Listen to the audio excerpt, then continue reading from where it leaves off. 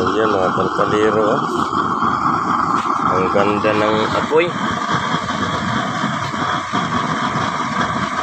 16 holes sa sa itaas, yung pinakatap, yung top holes. Ang ganda. Natural yung yung may halong orange kasi nasa labas tayo, nagtitispire.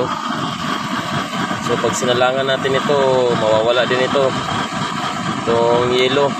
Testingan natin ng salang mga kalkalero.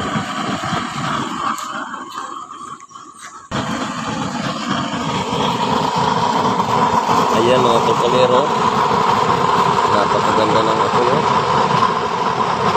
Tingnan yung laser mga kalkalero, parang may rivets din, oh.